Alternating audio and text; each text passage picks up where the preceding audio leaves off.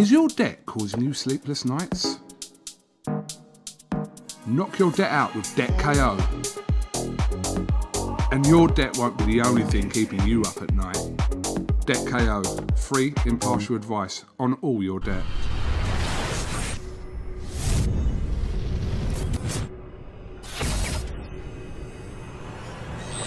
Oscar Bevis, IFL TV MTK Global, in the Matchroom residency with Mr. Dave Coldwell, who's just begged me for a little interview. How are we, Dave? You can cut that shit straight out now because you know I'm going to get shit for that.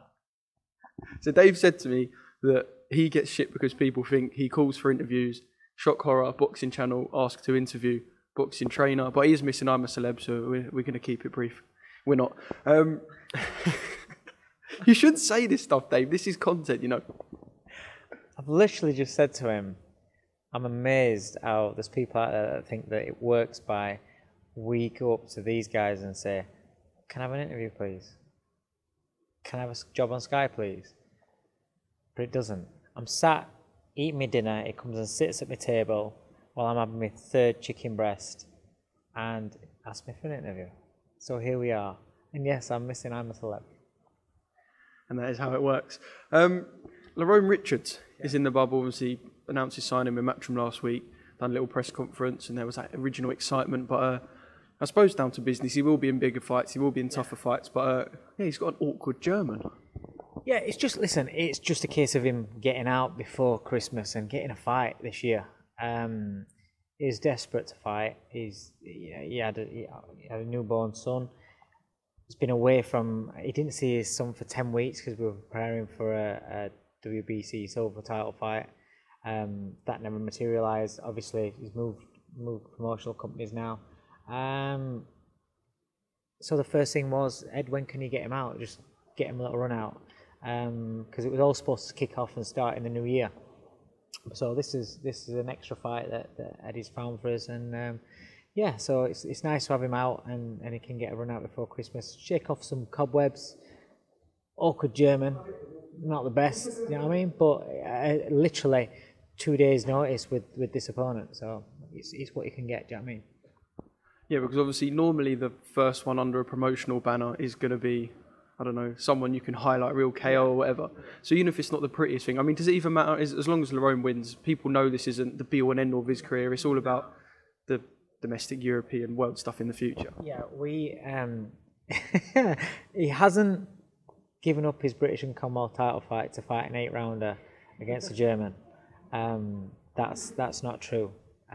It's about the end goal and the path that he's on now, the platform that he's on now. And hopefully he can express himself and build his profile and get into some big fights. You know, it's going to be 4 fights now because he's got this extra, but we're going to have quick fights in succession. Just get him active, get him rolling, get people to see what he's about, and then we step up properly. Do you feel like we need to see a bit of Lerrone's character as well? Because I feel like airtime-wise, he's a sort of person that, I don't know, if I wasn't in boxing, I wouldn't know much about Lerrone. I'd have seen him fight and I'd have seen the good performances, the slick boxing, and you know, that performance in Birmingham was amazing, but I wouldn't really know Lerrone Richards. 100%, I agree with you. And when I knew his name, but I'd not really seen him box. You know, when I got first asked me to coach him, and so I had a little look at him. So he's got talent, but yeah, he has got a personality. He's a funny kid. You know, he's got a presence about him. He's got an aura about him. But again, he's not had that platform. He's not had that comfort sort of feeling and that surroundings where he feels as though he can express himself. You don't see him in the gym. He's a big character in the gym, and we saw it on the press conference where it was with Eddie and myself when we announced about him signing with Matchroom. You saw how well he speaks and a little bit of his character coming out there, and his subsequent interviews since. You'll see a lot more of him, and there's a lot to like about him as well. Well, I have to say, I'm a self-confessed Lerrone Richards fan. I love his fight kit as well. Are you in sort of that mentality now where, because he's obviously managed by Sam Jones, who seems to get every prediction in boxing right at the moment, to the annoyance of some people, that because he's predicting big things for Lerrone, that the way Sam Jones is going, it's probably going to bloody happen. Why not? I mean, it was Sam, Sam that pestered me about training him because, like I said, originally I wasn't going to take him on. Sam. Listen, Sam Jones convinced me that Joyce was going to win that fight. I was hell bent on thinking that Dubois was going to walk through him early rounds, and it was Sam and his big mouth that convinced me, just chirping away, let me know how his sparring were going, he's looking great, is this, and I ended up putting money on it and won about 700 quid on it. So I'm quite happy for Sam Jones, to be honest, right now. This is my good books. He's one of those snow to the Eskimo sort of guys, isn't he? Let's talk about the card. So top of the bill, Billy Joe Saunders, Martin Murray in it.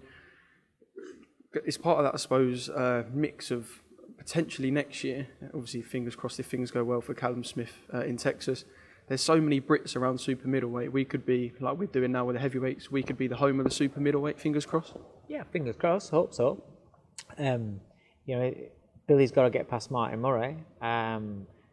Speaking of Jeremy Moore, Martin's in fantastic shape, he's in a really good place, and do you know what? He's a great professional, Martin, really is, and he knows that it's his last roll of the dice, really, certainly at this level, and he doesn't need to box, I would imagine, so I would imagine this is his last roll of his dice, and he'll give it everything. And with Billy, we don't, sometimes he's brilliant, sometimes he's just just goes through the motions. It depends what his motivation level is, and when he's eyeing a mega fight like a Canelo, then sometimes you can be a little bit, didn't come off, it can be a bit of a chore going to the next level. So it's interesting in that manner, but I do feel that Billy's got to go out there and put a statement on. When I say a statement, I don't mean go out there and blast Martin Murray out, because he's not that kind of fighter. Billy's about the skills and the sharpness and the boxing ability, and that's, for me, that's what we've got to see. I mean, I remember when Billy boxed Andy Lee, and he was brilliant. It was brilliant that night. It was just, and Andy Lee's a very, very good fighter, world-class fighter. He was world champion that night, and Billy came and put on a great performance. I think he needs another standout performance like that, just to announce himself and say, look, I'm next in line for, Canelo or Callum Smith. And with the training situation, I feel like there's some combinations that work. Like for you and Tony just seem to work. You seem to get each other. And I feel like Billy back with Mark Tibbs, and this is no slight on Ben Davis or anyone he's been with previously, Dominic Ingle, but I feel like Tibbs' family and Billy Joe Saunders just works. I don't know why it sits well. Well, there's Jimmy Tibbs there as well, and Jimmy and Mark are a formidable team, aren't they? I mean, you've got Mark, who's obviously perhaps, I don't know how they work, but perhaps has got the newer sort of things that he looks at and these newer techniques. Then you got Jimmy with the old school and these years and years of experience. That's a great team, and like you say, he was there before. It probably feels like home to him. I don't know, but Billy's a phenomenal talent. First of all, is a great talent, and he's worked with some great coaches as well. He's just got to put it all together. He's got all the talent in the world. I've seen Billy Joe spar when he was fat and overweight, and I've just watched him. When you're ringside and you watch somebody up close, that's when you realise how good they are. Like I said, the first time that I saw that was when he boxed Andy Lee. But then seeing him in sparring when he was out of shape, just seeing what he was doing, it's like, fucking hell, he's good.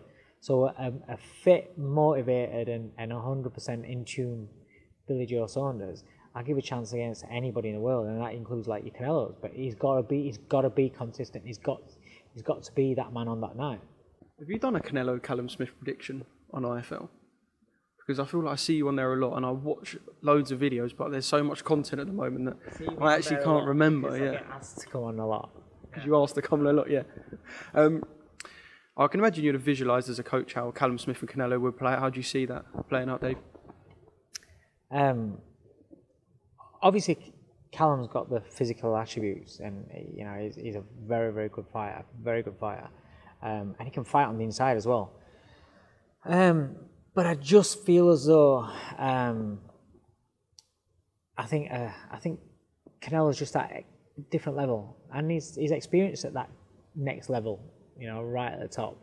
And I would also think that Callum does get hit with jabs. He does, even though he's very long and very tall, he does get hit.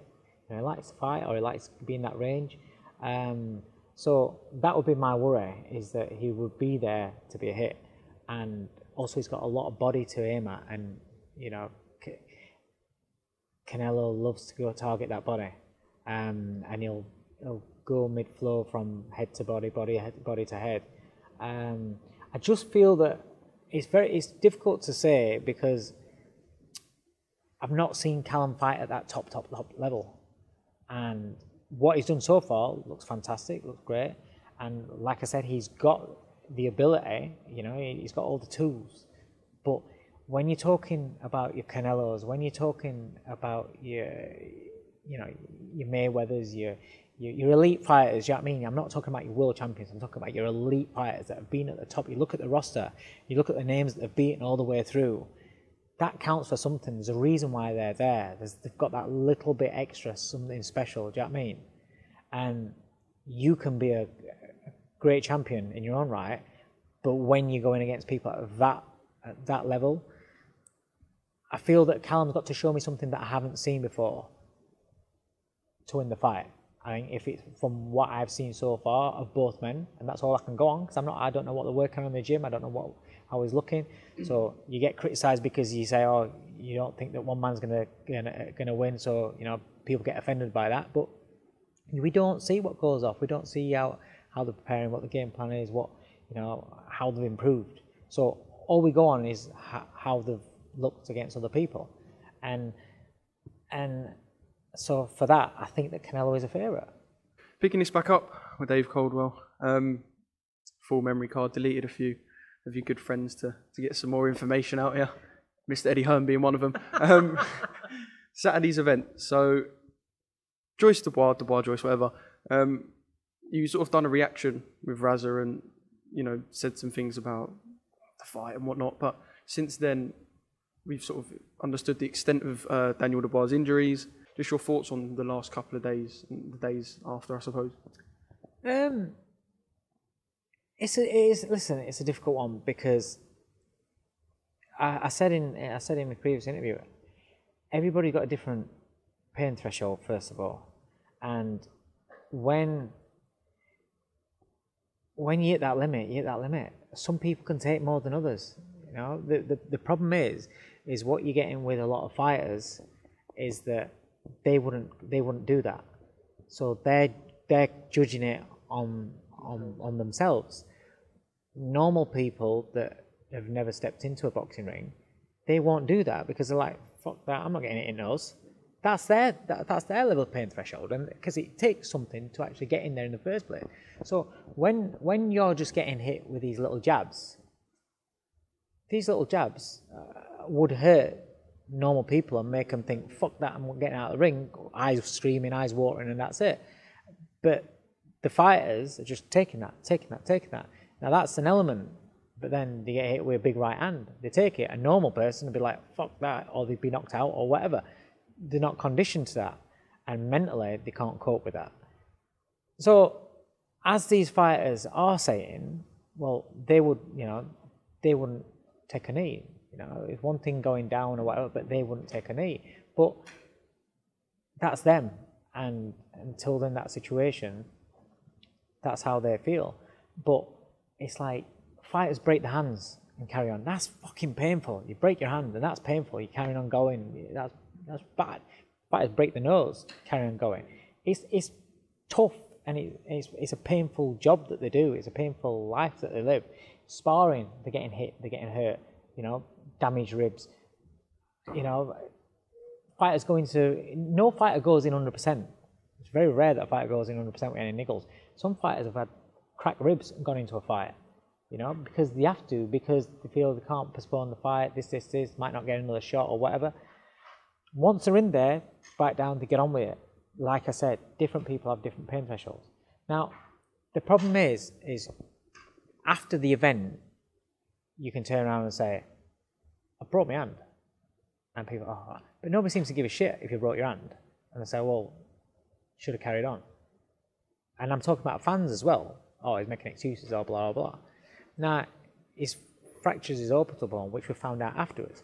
During the fight, you're looking at it, boxing's full of fighters that have swollen eyes and closed eyes. Full. It happens all the time. So you're watching it in real time, you just think it's a swollen eye. You think his eye's shut. You think he's being hit in the eye, and that's it. So I get why people would then criticise, because in boxing, that's how it's seen. I'm not saying it's right to criticise fighters for taking a knee. That's their choice. That's their threshold. That's where they get to. But if you're wanting to, the way that these guys are looking at it is as if you're wanting to be the best. Boxing is that sport where you have to do things extraordinary compared to normal man, compared to normal woman, compared to, if you want to be the best, the guys down here, contenders, good fighters, champions, they might have more ability, they might have more technique, more skills, more whatever, but they might not be willing to make the sacrifices that the guys at the top are making. And that's in everything. That's down to diet, that's how much you're going to train, what you're going to give, you know what I mean, how much you're going to give of yourself. And then that includes pain threshold and includes what you're willing to do in a fight. I'm not saying it's wrong, I'm not saying it's right, I'm just saying that's how it is.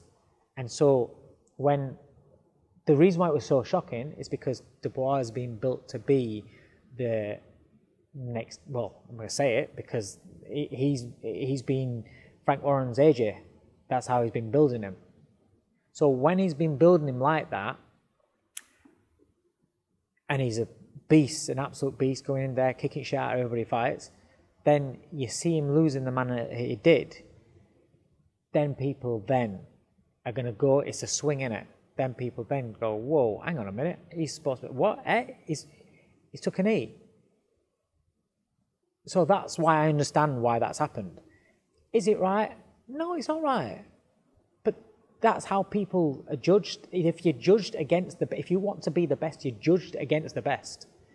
Do you know what I mean? Now, in hindsight, great. It's stopped the fight. That's it. But in the live moment, you don't know that. Like I said, you just think it's a closed eye, so you don't know that. So people have got to understand that that's the reaction.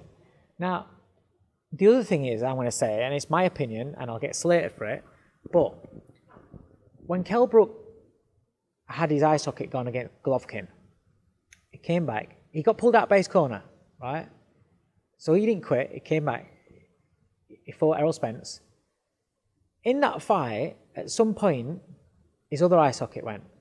Because he'd experienced when his orbital bone, eye socket, whatever you want to call it, was fractured, he knew that same feeling. You know, when you've broken a leg or you've broken an arm and it happens again, you know that feeling. That feeling, you break your hand, you know when it's gone again. So he knew. His doctor had told him, if you'd have carried on against Golovkin and not been pulled out, you could have gone blind. So he's thinking, fuck that shit, I'm going to go blind. I'm out. I'm checking out. 100%. 100%. You know, when you know that there's something wrong that's gonna affect your life going forward, get out. Pull yourself out. That's it. If your corner's not pulled you out by then, pull yourself out. 100%. And there's nothing wrong in doing that. Because at the end of the day, when the crowds have stopped singing your name, and when the checks have stopped coming in from your promoter, you sat at home blind. Right? So you do what you did. So Dubois, if he felt that, and he's felt that, he's felt something crack, he's felt it go, and he knew what it was, and he thought, fuck this, I'm thinking about my future, 100% is right. But the problem is nobody knows whether that's what he thought, or if he just thought at the time, this fucking hurts, that's it, I'm out. So you can't, there is no wrong or right answer, and you can't criticise people for having an opinion on it, because we don't know what was in his thought process then.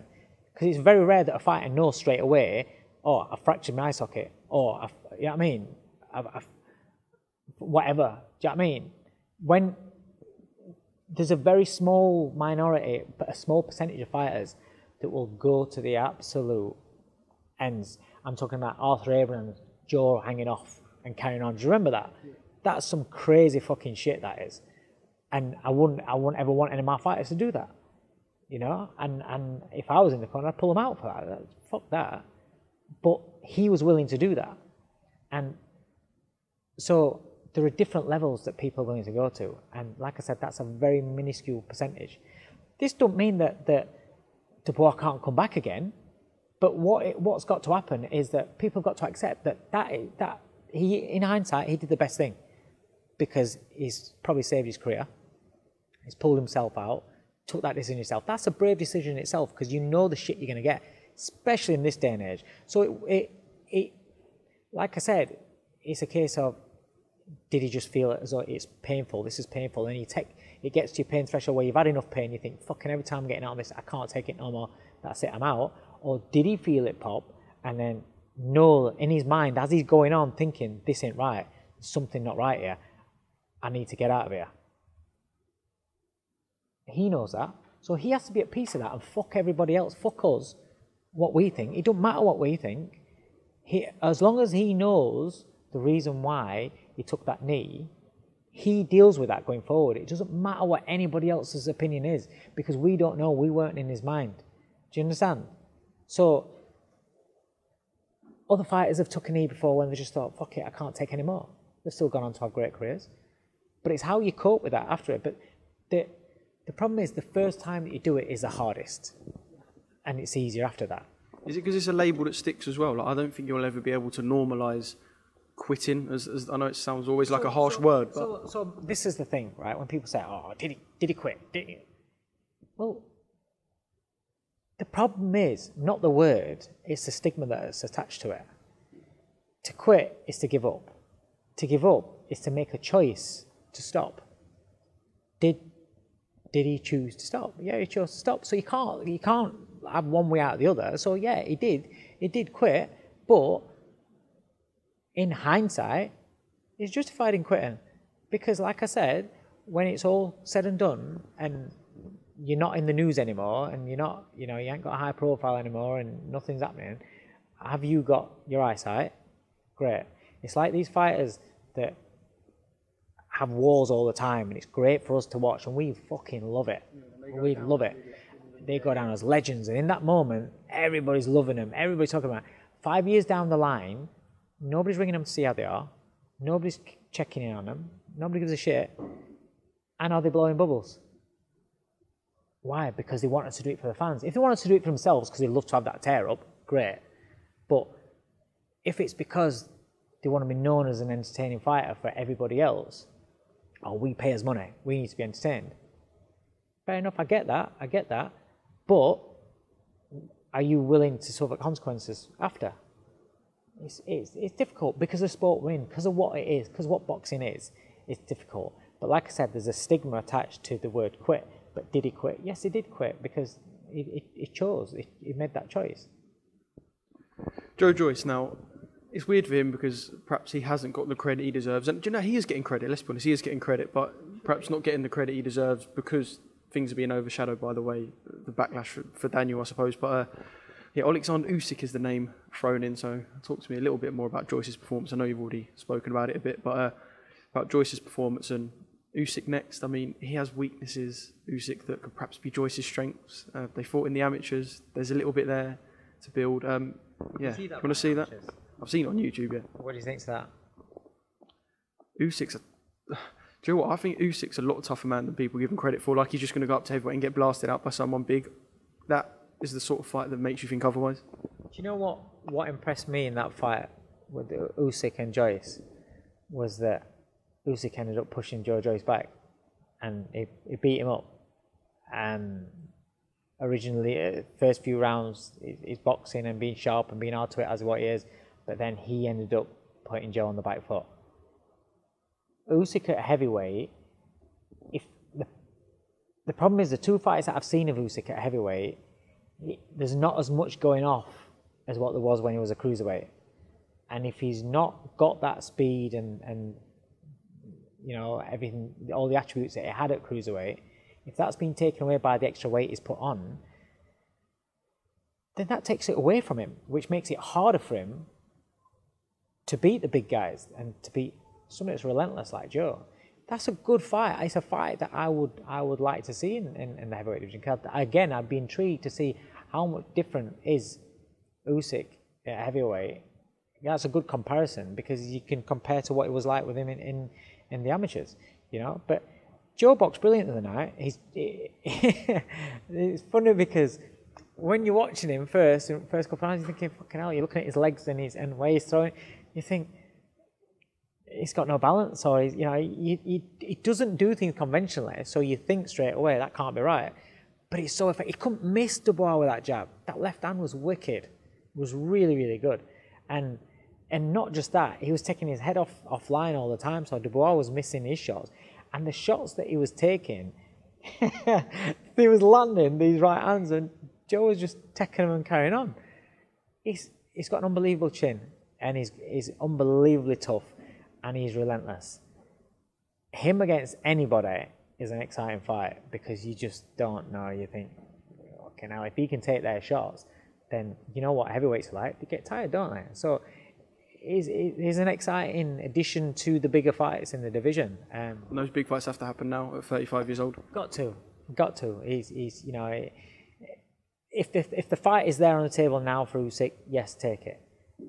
Joseph Parker would be another good one. You know, I'd like to see them sort of fights. But yeah, he's 35 and he's got a lot of mileage on clock, really. I know he's tough, but nobody can go on forever, surely. So yeah, I'd like him to get the moves now and see where he goes. Good stuff. The States, there was some interesting stuff that night also. I spoke about it with you before and I said, look, I'll be completely honest. I actually quite enjoyed myself watching Tyson and Jones come back. I know you're shaking your head, but I did, and I didn't want to. Are you too young? You're too young, aren't you? You wasn't there. My Mike Tyson memories and Roy Jones memories YouTube as a boxing fan rather than, It's not the same. If you grew up watching Mike Tyson and if you grew up watching Roy Jones when they were at their best, that shit's sad. That's sad to see. I'm happy for them because they're happy and they're in shape or whatever and they feel good about themselves. But where does it stop? I didn't watch the fight. I watched the interviews afterwards. And it was nice to hear the interview because they were very complimentary. But yeah, and it was nice to see that. But then when he said he wants to do some more and stuff like that, I was like, oh no. Because it's great and it's fun, but you are getting punched in the head. And as you're getting older, the damage that your brain's taking and the cells that you're killing off is more of an effect. And so maybe he's all right at 54, but what's he going to be like at 60, 64? You know, I just think when you've had a great career and when you've finished, to go, yes, train and get in shape and stuff like that, but you don't need to be swapping blows. And the egos of these fighters that were elite fighters ain't gonna be no little tippy-tappy fucking sparring match. Was that? Well, at one point, Mike Tyson threw a left hook that I reckon if landed still could have taken out most heavyweights. And Roy was looking fluid as well. So they were obviously, as much as they say they weren't trying to knock each other out or fight properly, if you will, they were still showing or trying to show glimpses of them at their peak. Yeah. They don't want to get back in there, and because you get back in because you feel good. Because first, originally, when you start hitting back, fucking, you feel great. You think, fucking hell, oh, and you start doing more. Especially when 10 million people are watching it, like Mike Tyson did. So then you're seeing these videos of Tyson on pads, and he looks fucking amazing. Every time he catches a glimpse of himself on YouTube or on Twitter, he's thinking, shit, I look good. So it plays tricks with your minds.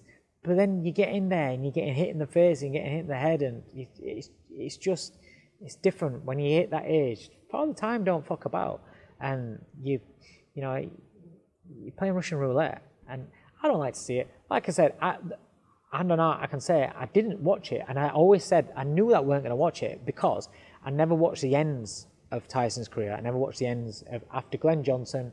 That was the last fight I watched of Roy Jones. after Danny Williams. That was the last fight I watched of Mike Tyson.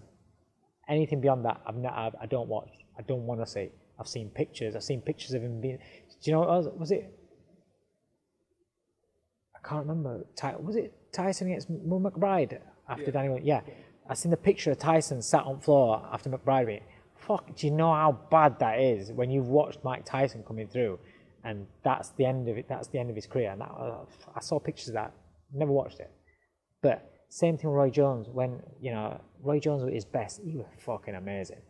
And the problem is, the generation now are seeing these guys, they're not seeing them at the best, and they don't get it. They just don't get it. So you watch it on YouTube, yeah, you look great, but you don't get it because you didn't grow up. And it's same as when people grew up with Nigel Benn, grew up with Naz, grew up with Calzaghe. When you're growing up at that stage, and that's what makes you fall in love with a sport, then if you were to watch them later on down the line, and I'm hearing now more fighters talking, because they saw what happened the other night and the money or the views or whatever, more fighters are popping reds up now. All retired fighters are saying, I want to have a pop. You're making me feel like I missed out on so much. All these fighters I watched on YouTube. You missed out on so much. You Mike McCallums, your Julian Jacksons, fucking Pernell Whitakers, so many good fighters. Terry Norris even. Man. Oh, I did, didn't I? Yeah, because Evander Holyfield put a picture of, and I just want to clarify, I know I said, and I know people probably don't care, but I just want to say, although I did say I enjoyed it, and I was not going to watch it because I just felt like I had to, but I don't want to see it again. It's one of those things. But Evander Holyfield put a picture up straight away of just no words, him in his gloves from like last year or something, so yeah. Have you heard Evander Holyfield speak? Yeah. You see, I don't want to see that. James Toney's another one of my all-time favourites, and to hear James Toney speak now, when I went to LA a few years ago, five years ago maybe, and trained in the same gym as James Toney, one of my fighters, and got on with him, and even 5 years ago he was slurring and whatever, but spoke clearly. Listening to him now trying to speak, it's fucking bad. It's bad. And so I look at Evander Holyfield and I remember how he speaks. I don't know, obviously he's always had that kind of voice, but accent and whatever. But now you can tell that he's you don't want to be taking punches. You don't need to be taking punches at that age. But it's freedom of choice, isn't it? They can do whatever they want. I mean, fucking, I don't give a shit what I say or anybody else says. The money that they're going to get, the ego they're going to have for strokes and massage, fair play to them. That's as long as they feel that that's worth it. That's it. The one thing that I do worry for, though, is our sport, because it only takes for one of them to suffer an injury, and because of who they are, the profile they're at, and what have you, it's just a bad look and a bad fit on the game. I think it just tarnishes it even more. It's massive. It's like why are you allowing this to happen in your sport? Do you know what I mean? Yeah, and I suppose it doesn't help that there's professional fights on the undercard, because if it is an exhibition, I suppose boxing can distance itself with governing bodies, etc. But I think there was one fight on the card that was an eliminator for one of the North American, right, NSAC title, one of that, and of course you had the YouTube one, which counts as a professional fight. So with the exhibitions, they can distance themselves a little bit. Was it Jake Paul? Was that on the same bill? Yeah, Jake Paul, yeah. Oh, right, okay. And I seen the guy that he fought. Well, yeah, even that, I mean, when he was matched against YouTuber versus YouTuber, there's some understanding there, but I don't know. Yeah, I don't really know what to say really about that basketball player. That wasn't a good look. No, and they have, these. I get that they're bringing new views to the sport, and it's great. I get that, and that's Jake, and he can fight. It's Jake Paul that can fight, innit? Yeah. So he's not bad. He can actually fight. So if he's gonna fight, then fight like he's a young pro that's being matched accordingly. Yeah, like a proper fighter. So if that's what you're calling yourself, and I think I saw something where he's calling out somebody else now, and I'm thinking, fucking hell, right? But it's just bollocks, isn't it? If you're gonna be a fighter, if you want to portray yourself as a boxer, fight other boxers, and then see how far you can go. And credit to you, fucking no problem at all. Because I didn't see that one, but I think I saw his debut, and I thought, oh, he don't look too bad. Yeah, you look like you had some. Yeah. Yeah. So it's something there that he can work with. So I get that, but when they're fighting these guys and they're just poleaxing them like that, that's not good. That's not a good look. Well, I don't know where it's going to go. I know there's that Legends Only League that Mike set up and potential things could happen in the future. But yeah, just before I let you go, Dave, you've already missed I'm a Celeb, so you can take as long as you want with this one. A little stable roundup, obviously Lerrone out on Friday, but just a stable roundup. Just waiting on a good fight for Jordan Gill. We're hoping for January for that one. Just waiting off confirmation off Eddie. How good of a fight? Good fight, yeah. I've asked for Kiko Martinez, or I asked for who else? I can't really say, but somebody out in America, a former world title challenger in America. That's the kind of thing. Not ready for top level yet, but because of the pandemic, we're not getting as many fights, so I can't afford to stay at the same levels. So I need him to jump levels. So he's beaten Cunningham, Doyle and Bellotti domestically. They're 3 good wins. I want him now to go into the next levels. So ideally it'd be European level, European title. Failing that, because I think Gav McDonald's got that shot. So failing that, we're looking at a good name, former champion in Kiko Martinez, or another good name that's in the rankings to get him into the rankings. Get him, every fighter's got a dream of fighting for a world title. Every fighter's got a dream of pushing themselves as far as they can get, seeing what the talent, how far the talent can take them. But you need to get in them rankings to be able to get into those bigger fights, to be able to test yourself to get closer to a world title shot. All right, John Hedges, sorry, Hopey Price. I don't know why John Hedges was in my head. Yeah, I don't know. Yeah, Hopey, again, hopefully now, he's back now. I had to pull him off the last bill. Somebody in his family wasn't well. But he was back in the gym. What day are we? Tuesday. He was back in the gym yesterday. So nice to have him back. Straight back in. Do you know what? This kid's fucking brilliant. And he's got such a great mindset. I don't have to worry about him about anything. His mindset is unbelievable. So dedicated. His family's 100% behind him with his boxing. He's got all the attributes to be a really good fighter, like a top level elite fighter. I think he's going to be a superstar. And I'm happy to have him back in the gym now. He had 10 days off. So he's back in now, and we'll be ready for January, for any of those dates in January onwards. So just speak to Eddie this week and see where we can fit him in. Because I saw a picture on Instagram of, I think it was just Lerrone, Jordan, and why do I keep wanting to call him John Hedges? That's so weird, because I know John really well, so that's so weird. And Hopey, but sort of getting everyone back in the gym at the same time, I can imagine that's what gets the juices flowing again. Yeah, it's good. Do you know what? We're only a small stable, but we're very close. And it's like when one of them's not there, when like Lerrone will fight, and then he'll have a week off or so, a couple of weeks off, go and spend time with his family. And it's like, that somebody's missing. And it's like one of your family missing. If Jordan when Jordan was ill and what have you, and he was out of the gym, it was shit. Like, you miss him. At the end of the day, we spend a lot of time together. And the good people, the really good people, really good families. It's a really good vibe in the gym. I'm really happy with it. And so it's good to have them all in together and bouncing off each other. I'm making mincemeat of this. Have I missed anyone? Who have I missed? No. It's just 3 now. Wow, that is it. Yeah, I've always said five's my max. 5's always going to be my max, but I'm not like I didn't. I said no when they asked me to train Lerrone. I said no when they asked me to train Ope.